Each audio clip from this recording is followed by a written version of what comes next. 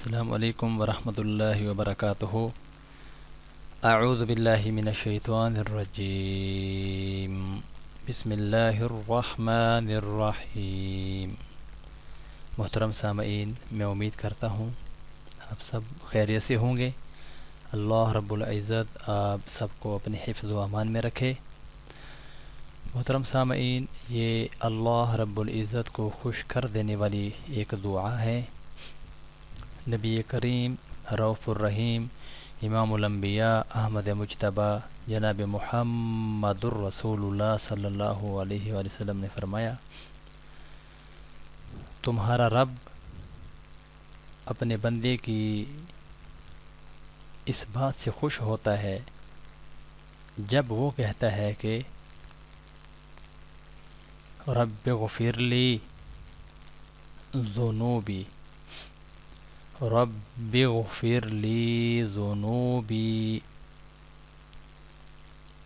انہ لا یغفر الذنوب غیرک، انہ لا یغفر الذنوب غیرک۔ اے اللہ، میرے گناہ بخش دے، کیونکہ تیرے سوا کوئی اور ذات نہیں ہے جو گناہوں کو معاف کر سکے۔ ترمذی شریف 3446 نمبر حدیث ہے۔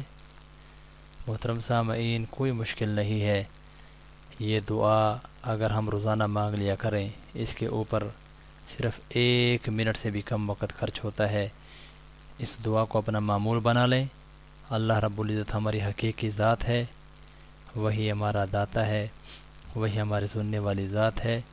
تو اللہ رب العزت کو اگر اس چھوٹی سی دعا سے اتنی خوشی ہوتی ہے تو ہمارے لیے بھی کوئی مشکل نہیں ہونی چاہیے، بلکہ ہم ہر نماز کے بعد اس کو اپنا وظیفہ بنا لیں۔ میں امید کرتا ہوں اس کو آپ اپنی زندگی میں لے کر آئیں گے، دوسروں تک اس کو پہنچائیں گے۔